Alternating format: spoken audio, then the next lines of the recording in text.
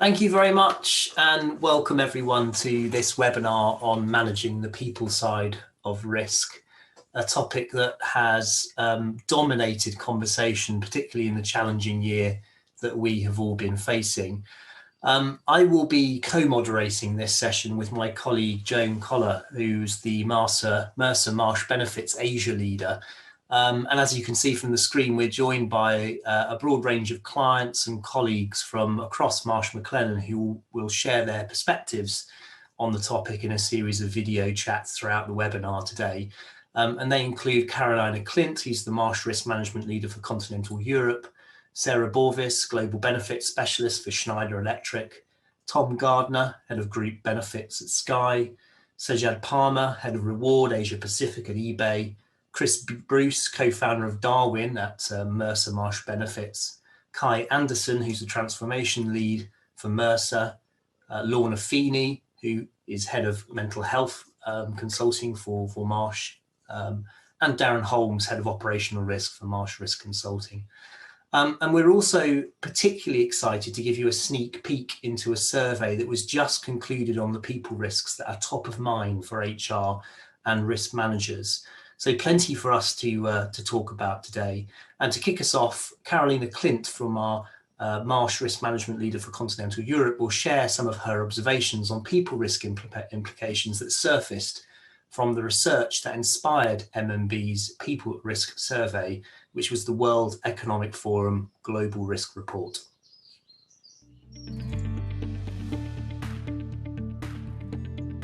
When I think about people risk and workforce implications against the backdrop of the themes identified in the Global Risks Report, there's a lot to consider.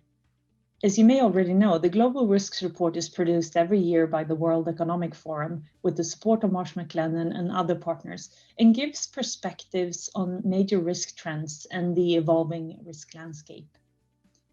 First of all, let's put it this way. 2020 proved to be the emotional equivalence of a marathon, and we're still in it. And the report picks up on a range of COVID-19 health consequences. Maybe the most complex ones are the negative effects on mental health connected to altered work conditions, job losses, isolation, and the economic downturn. I think businesses need to recognize that their employees are human beings and pay attention to the mental health risks from ongoing pandemic stresses. They should be prepared to provide their people with programs and tools that remove any stigma associated with seeking help and strengthen long-term physical and mental well-being. We see companies are more and more transforming their organizations and work design, aligning new technology and skills, focusing on cultivating health and well-being, building more human-centric leadership cultures. Companies may actually be able to use the pandemic as an excuse to create friendlier workplaces. We also need to realize that the pandemic has shifted the priorities for young talents when making job choices. Digital risk is another area to remember. The report highlights how the rapid switch to remote working resulted in an increased cyber exposure and more complex and potentially less secure networks. What is important here is that businesses now take the time to assess changes made in the heat of the pandemic and make sure to invest, but not only in upgrading and securing networks and technical solutions, but also from a people perspective, recognize the importance of upskilling and training employees on how to navigate this new environment. The Global Risks Report also highlights an increasing stakeholder capitalism. And more than ever, companies are forced to reflect the values of their consumers, employees, and investors. Anything from company ethics to inequalities and climate change. It's clear that businesses have to take a firmer and more active stance in these areas to avoid negative impact to their revenue, their reputation, as well as access to talent. The people risk element is present in all these categories, and taking a holistic and truly diverse view on the emerging risk landscape is more important than ever. and collaborating across functions and areas of responsibility, which will only make you stronger as a company. With the right focus now, there are great opportunities to invest in cleaner, smarter, and more inclusive growth.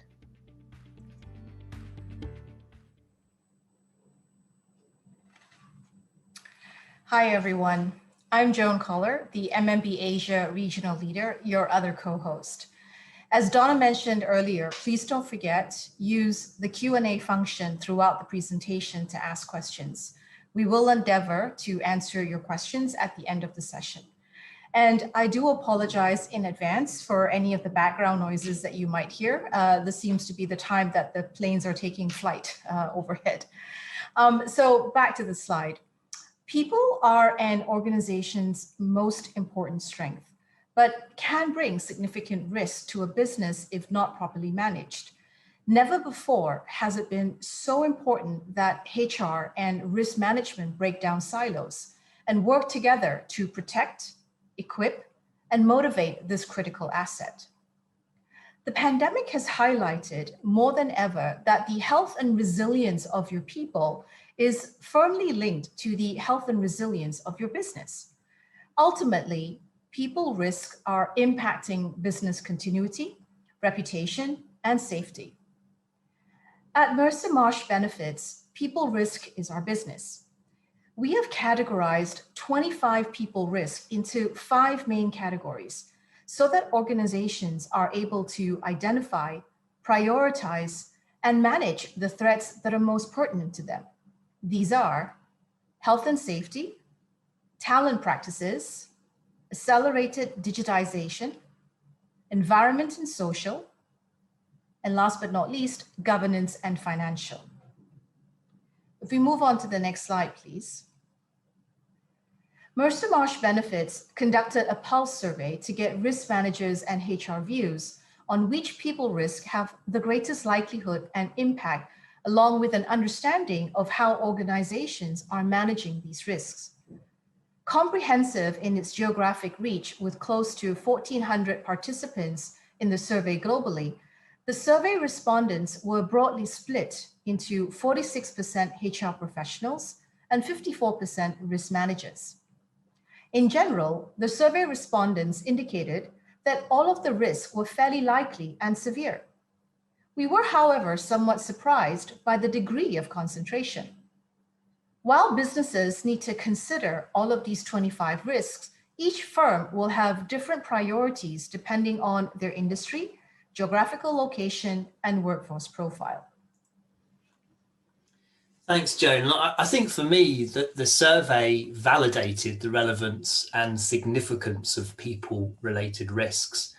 It's just unfortunate that it's taken a pandemic to remind us all just how important the management of people risk really is. The concentration of the responses are also a potential indication of the respondents' perception of these risks being so interconnected. It's not surprising to see that the top risks identified included cyber, talent, rising benefit costs, mental health, and workforce exhaustion. And some of these have clearly been exacerbated by the pandemic. Joan, I've got a question for you really here. When you look at these results, what are some of the issues that stand out to you? Are there any blind spots that you've observed? Yeah, thanks, James. Really good question. There were a few blind spots that we immediately recognized, through the survey.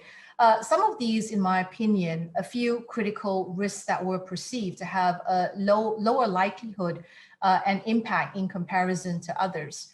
So one, for example, was non-communicable health conditions, referring to non-infectious conditions such as diabetes and heart disease. We already know the kind of impact pre-existing conditions has sadly had on those infected with COVID. We also know, the link there is between these conditions and mental health. A second one was benefit decision-making and accountability. These were particularly surprising as errors or poor decisions around design, financing, administration, and vendor management can have substantial implications for the business. Establishing a good governance and ensuring that there are subject matter experts who are involved in benefit decisions is super critical. And then last but not least, I guess, administration and fiduciary. Benefits are generally messy to deal with, and without the right administration, processes, and controls in place, costly mistakes happen that also bring reputational issues, such as, for example, benefits that can't be insured, and obviously unexpected post-employment liabilities. Thanks, Jane. I think for me also what was really interesting was to see the alignment between HR and risk management or risk managers on the importance of addressing people risks. Now there's a lot to uncover for each of the categories here. But before we move into that, I would just like to show our participants a quick peek into the geographical differences that we observed. I think there's no surprises that attraction, retention, and engagement jumped to the top of the list in Asia, and that increasing health risk, risk protection, and well-being benefit costs are top of mind in Latin America and the Middle East. Yes, indeed. So with that, let's just dive into our first category of risks, which is governance and financial. So there is general alignment between HR and risk managers in the risk of increasing benefit spend. This is no surprise, given that medical trends are typically observed to be 3 times general inflation. Organizations are also operating in an uncertain landscape with respect to how claims utilization will evolve, given the range of health issues brought by COVID, including deferral of care. We were surprised to see some divergence in views between HR and risk managers, particularly the blind spots that I mentioned earlier, on the likelihood and severity of risk, such as around admin and fiduciary, benefit decision-making and accountability, and pension financial risks, which could all result in significant reputational and financial damage. It is becoming increasingly critical to simplify processes, minimize administration, and really deliver long-term efficiencies in order to meet business strategy and goals. Companies are having to balance economics and empathy, especially when it comes to managing the design, financing, and certainly the governance, of the employee benefits. At Mercer Marsh Benefits, we do believe that there are 3 elements to a sustainable cost containment strategy. 1, which is design for value. Make sure that your plan is covering the right expenses and incentivizing the right behavior. 2, managing the health risk. Understanding the health risk of your plan members and managing these through a data-driven approach and personalized targeted support. 3, driving efficiencies.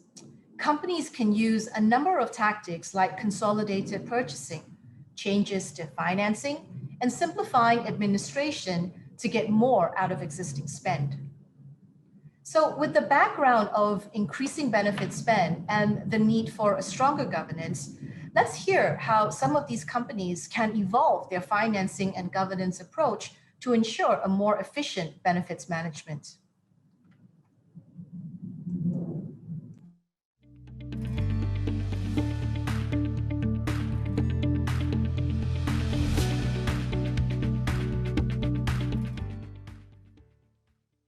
So yeah, we've come through a really unprecedented time with COVID and the relationships that we have with our insurance partners.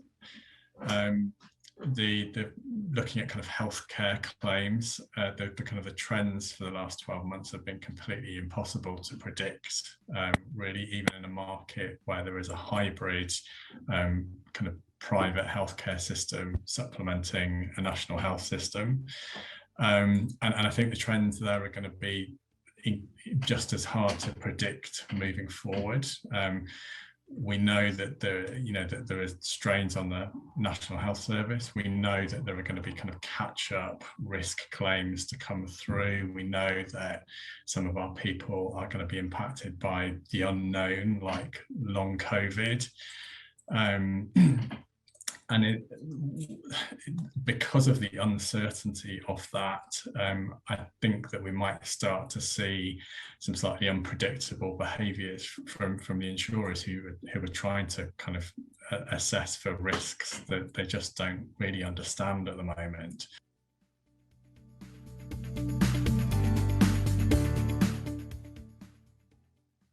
One of the things that we did at Schneider is also have a specific representative for governance in every mainstream of the organization. So I have one colleague, for example, with our HR governance counterpart. So he's not responsible for one stream of governance, but he's responsible for all of the HR related governance topic. And again, he has counterpart in other parts of the organization, so they can really ensure that we have consistency at all level, and not only on the HR related risk, but on all of the types of risk.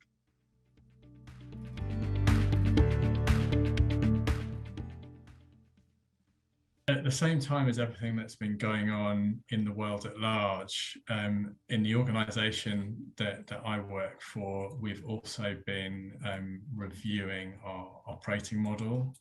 And the work that is being done there is to try to bring together a previously fairly disconnected group of international companies under a group structure. In the space of employee health and well-being, as being a part of the HR operating model, it's highlighting the need that we really need to serve our people as far as we can in the same way wherever they are. And to be able to do that effectively certainly requires a different kind of governance, a different kind of technology, and oversight from what we've been used to in the past.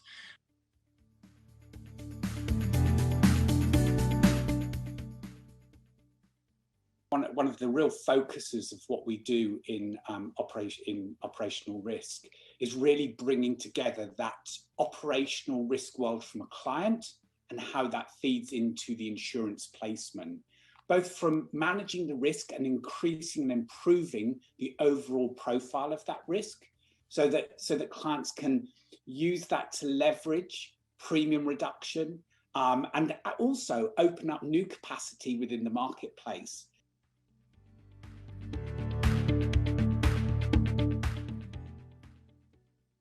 When I talk to executives and ask them, okay, you have a plan, you have a strategy, great stuff.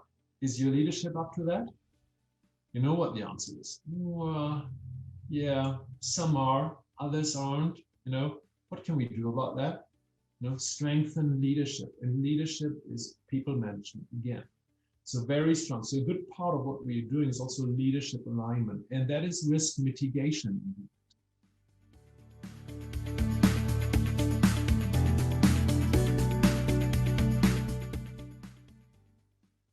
Around moving away from just documentation and procedures to understanding how does the client manage the risk from a behavior and culture perspective, and how does that fit in with mental health? Insurers have really started to focus on mental health as an area of concern.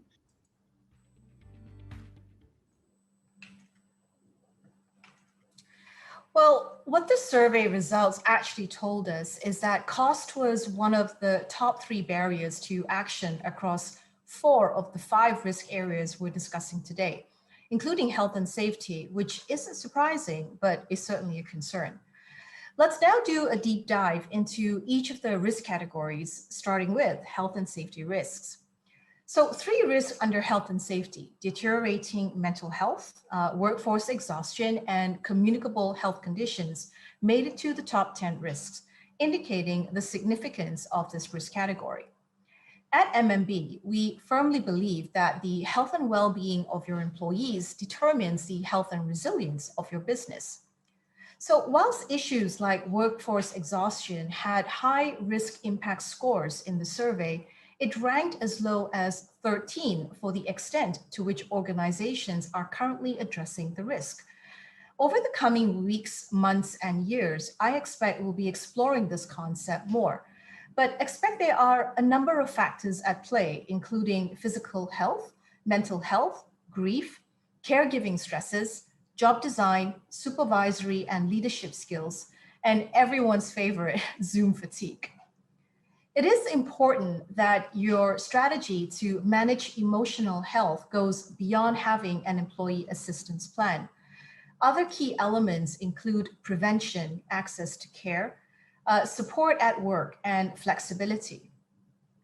So let's now hear from practitioners on the ground on the challenges that are faced in the current environment, how they foresee these to evolve in the future, and the collaborative steps that can be taken to reimagine employee health and well-being.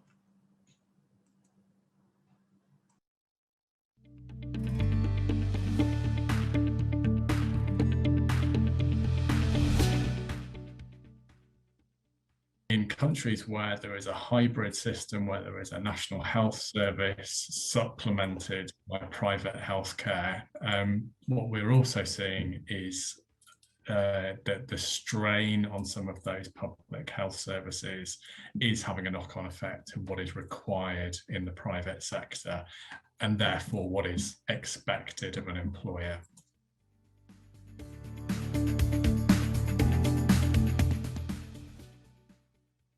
Organisations are no longer managing health and safety in isolation, but rather working collaboratively with all different functions of an organisation to try and learn best practice and how they can work together to bring the best experience for the employee and make that experience the very best it possibly can be so they can be an employer of choice.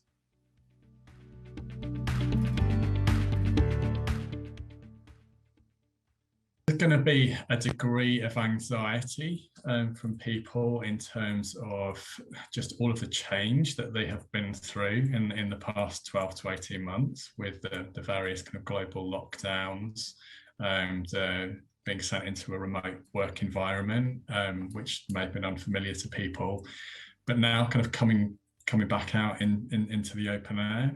So all companies are kind of working up their plans for the return to the workspace. Is it going to be hybrid? Is it going to be full-time? Are you doing a job which requires you to come back and do exactly what you were doing before? And I think there's going to be a certain amount of anxiety attached to that. You know, the change that has been imposed on the workplace has been so extreme and so long-term that, of course, kind of trying to kind of find a way back to the way the world was is going to be a challenge for some people.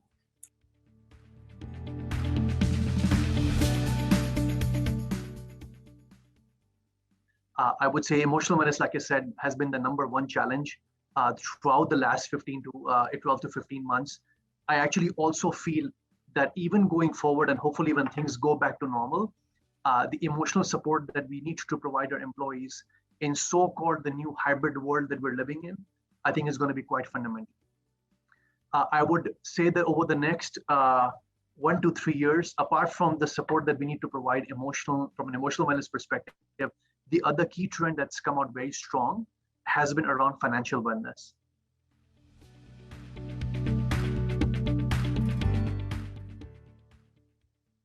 So a client of Marsh's, they've decided to treat mental health and physical health the same, and they've created a culture of care. They've done this, and by doing this, they've been able to reduce accidents and near misses, therefore reducing claims and insurance premiums.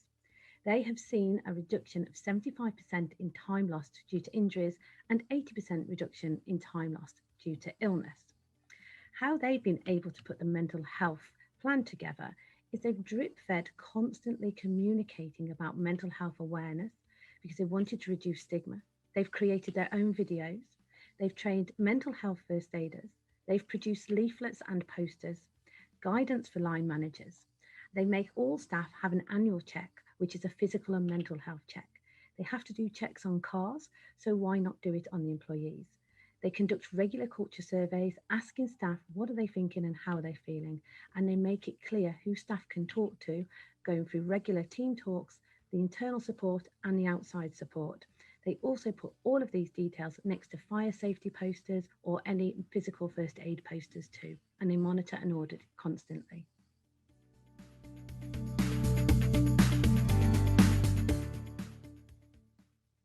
So we were very fortunate in that we had a what felt at the time like quite a sophisticated approach to delivery of our healthcare benefits. So we were already well down the road of making sure that we could provide mental health support remotely, even physiotherapy services in a kind of variety of settings, not just the traditional ones, and really making support services frictionless and easy to access. I think what the experience of the last 12-18 months has shown us is that that is essential to be able to provide, and what might have previously seemed like we were kind of blazing a trail kind of becomes more of a hygiene factor for a corporate healthcare plan. So we will certainly be doing more than that. We will more with that. We will certainly be looking also at the best practice that we see in certain territories and trying to take that further across the group. I really like that last comment there about well-being programs now being a hygiene factor. I can see we've got lots of questions coming in already, so that's great. Keep them coming because we will have some time at the end to respond to those. Let's now move on to our next topic, which is accelerated digitisation. Now, the survey results here showed that risks associated with accelerated digitisation also came out top of mind. Cybersecurity in particular was a top concern globally, especially across Europe, Middle East and Africa and Pacific. This isn't too surprising given that this trend was present before COVID arrived and that the pandemic simply accelerated a lot of digital change in most industries. But people management practices have not kept pace with other technological developments. So there is a tremendous opportunity here, I think, to turn this risk into a competitive advantage.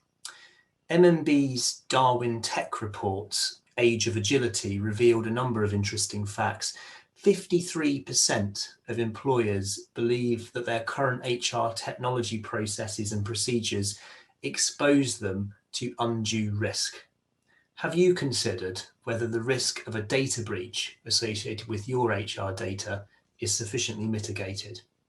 The study also showed that more needs to be done with respect to creating that consumer-grade experience for employees with regards to HR technology. Now, the pandemic has been a catalyst to technological changes. Let's now hear from some colleagues on some of the key learnings coming out of the pandemic and the strong business case that has now emerged for a digital transformation in how employee benefits are delivered.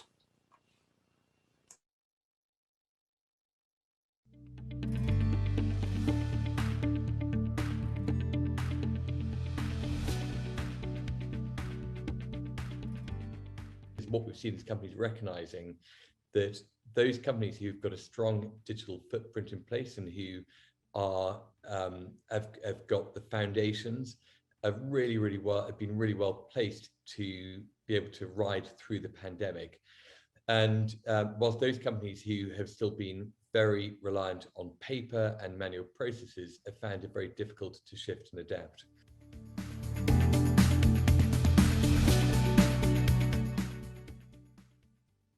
In this day and age where we expect convenience, we expect things to work, we expect a good experience, it's essential that the technology is leading that and creating that experience for employees.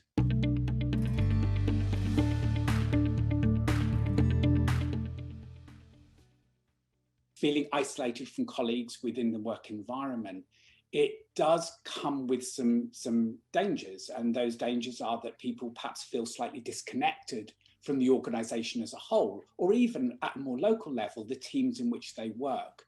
So I think it's absolutely vital that when we talk about communication, we talk about the values that sit underneath and underpin that, such as transparency, respect.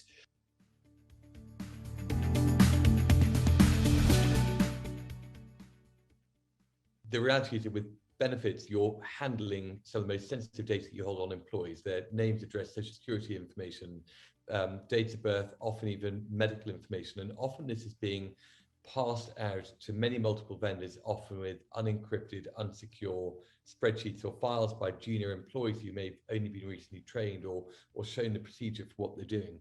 And the risk is really high of that data getting into the wrong hands or there being an error with it. And so it's a good example of where the data should be automated, that there should be encryption end to end with no manual intervention in the flow.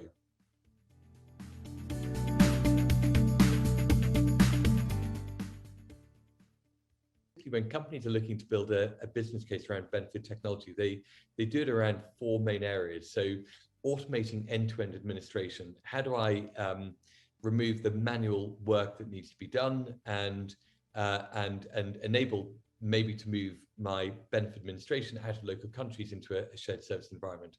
The second area is around risk management, and that sort of follows off primarily on automation. So if I've managed to automate something, then end to end, then I've taken the risk of manual errors happening.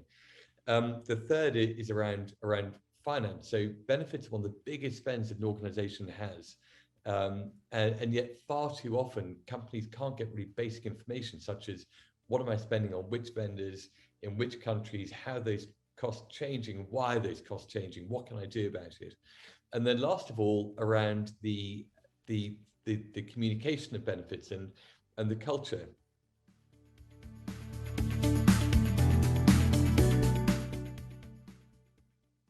With the COVID crisis, something which didn't disappear was the skilled labor shortage. And that applies especially, of course, to, let's say, digital skills. So needless to say, we're talking about programming skills, but we're also talking about skills that augment both the digital world and the real world. So we're talking about business analysts, for example. We're talking about data analysts. So these target groups have been scarce in the past already, and they will definitely become even scarcer in the future.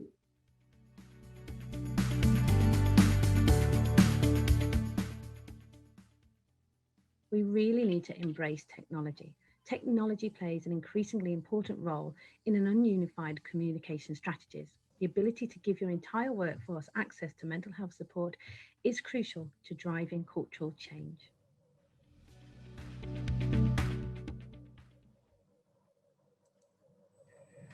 Well, there were some great perspectives there on how employers are embracing technology, especially around operational administration and the protection of data, but also around talent and employee well-being, including mental health. So this brings us to new ways of working and how digital transformation and evolving consumer demand is helping companies or helping to inspire companies to redesign their work experience. Under the talent practices area, we saw talent, attraction, retention, and engagement ranked as the top second risk for both HR and risk managers. To manage this risk, we've seen a shift in the last decade from total rewards to employee value proposition to now employee experience. To deliver benefits that truly benefit, it is really imperative for organizations to design for outliers in your population instead of just the average. Our research clearly shows the more varied your benefit plan is, i.e. the more benefits you provide, the more cared for and energized employees feel, and the less likely they are to leave. The crisis has shown us how important it is that employers are there at the moments that matter, and that the employee experience is shaped by the employee's expectation, the environment, and events around them. So let's see what our clients and consultants had to share on the culture changes needed to adapt to the new ways of working, how HR and risk managers can work more collaboratively to ensure that companies are able to continue to attract, retain, and engage the best talent.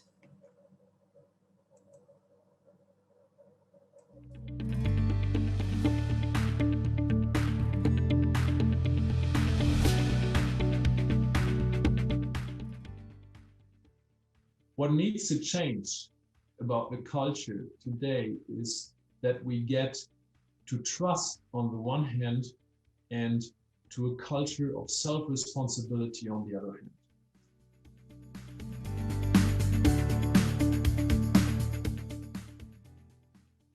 Many organizations have been pushed into remote working, and remote working is also remote leadership. Is, forget about command and control. And that's the paradigm which many organizations have been running on, but that doesn't work in the new world of working. There is no, there is no control anymore in a virtual setup, in a virtual environment. Could I tell that an employee is really working on, what he, she is supposed to do?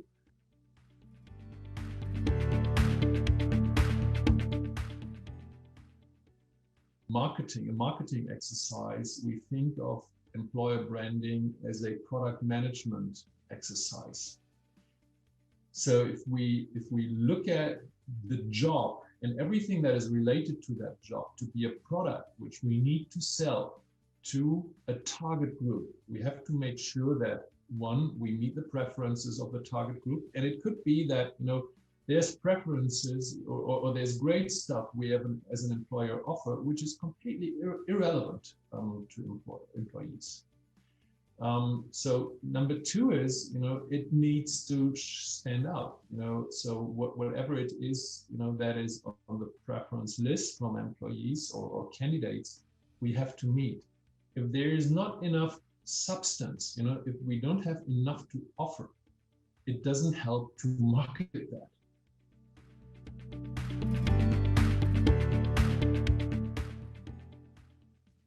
We talk about the concept of talent acquisition. The reality is most companies are only doing recruitment. When you think about what does talent acquisition mean, it's more than recruitment. It's about having a strategic value chain that looks at the roles you have in an organization, how are you going to fill the roles internally and externally, and then figuring out what technology and process you need to connect with the outside world, right? So that's, in a very nutshell, in my view, that's talent acquisition.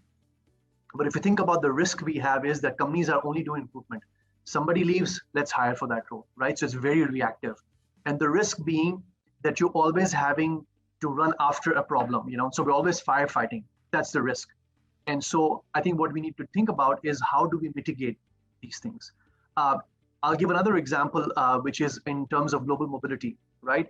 I've seen, or at least I've observed, that many companies don't really think about global mobility in terms of the risks it creates. When we think about compliance, when we think about tax, when we think about relocations, visas, etc., the kind of robustness we need to have built in to look after the risks is actually not there.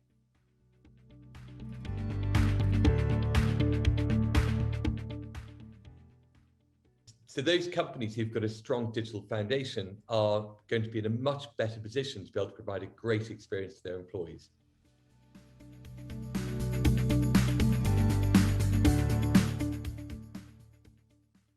Analytics and KPIs are a common denominator for both risk management and HR management.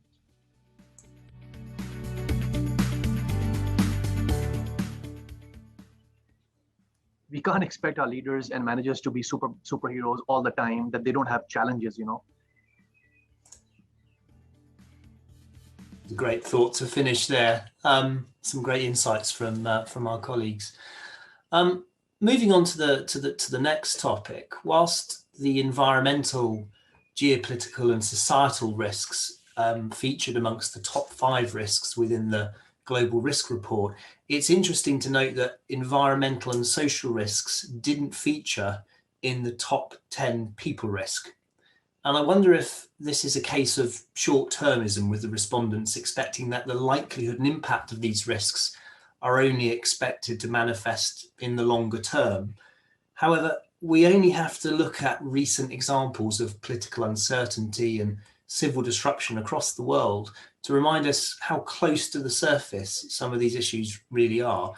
The pandemic highlighted a number of disparities and shone a light on the importance of health, risk protection and well-being benefits.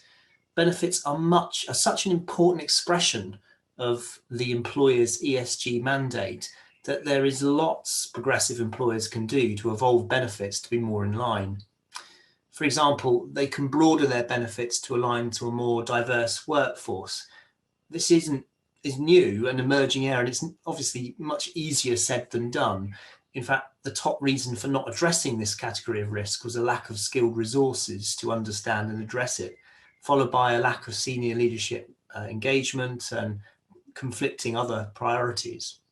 I believe, Joan, that MMB has created some leading inclusive benefit offerings and a point of view, so lots of resources are available to the audience to get started if interested. It's clear that this is a complex and interconnected risk category to navigate. Now let's hear from some of the thought leaders on how topics such as sustainability, diversity, equity and inclusion are shaping the employee value proposition, and how progressive employers have been supporting their employees during these challenging times.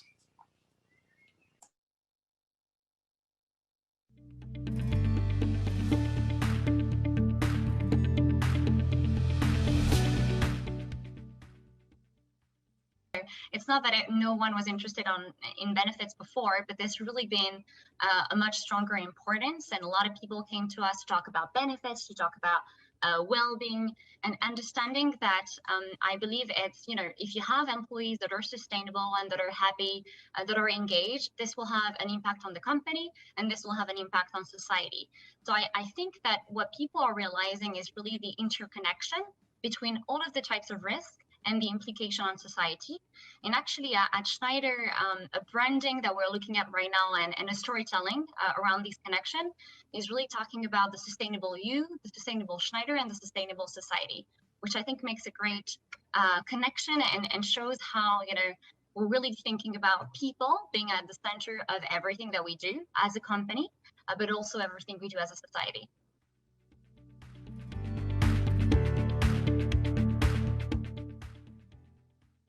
Especially younger generations are asking for how sustainable is my employer, and when they don't have appropriate answers, when they are not feeling that their preferences are being met, they will simply go for another employer, and that is definitely a high risk we see.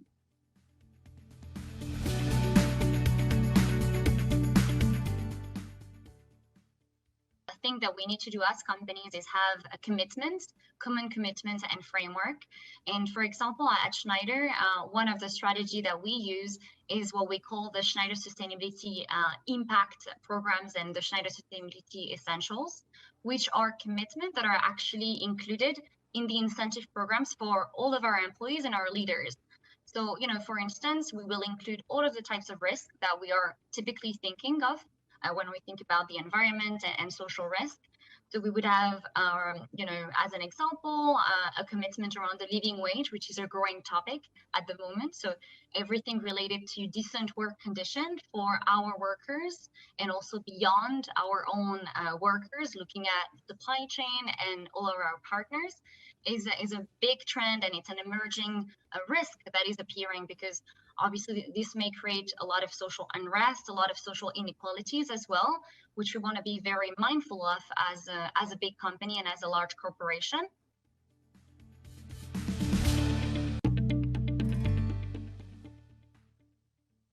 Your portfolio more flexible and more personalized for your employees. So typically, in the context of the pandemic, for example, a lot of companies, including Schneider Electric, have set up more flexible work schedule and hybrid working. So for instance, at Schneider, we've deployed a global policy so that every employee can work from home 2 days per week. And then this is really deployed in every country. And providing that level of flexibility is, from my perspective, a strong way to prevent many people risk and allow for everyone to manage their unique life and their unique work.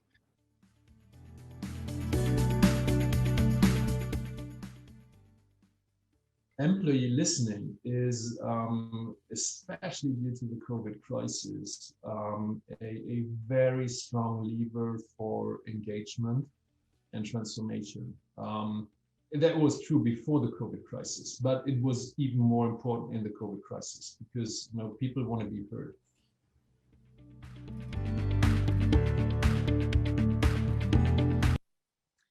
Well, we've covered an awful lot of risks in the 45 minutes that we've had with you today.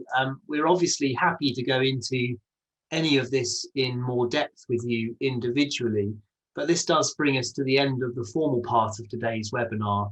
But now is your opportunity to ask us questions. So we want to hear from you. If you haven't already submitted a question, please do so via the Q&A function on the Zoom toolbar. And whilst those questions come in, I just wanted to emphasize that all of the risks that we've talked about today lend themselves nicely to an enterprise risk management approach. And I think HR and risk management working together have enormous potential to improve the way that these kind of risks are identified, assessed, and managed going forward.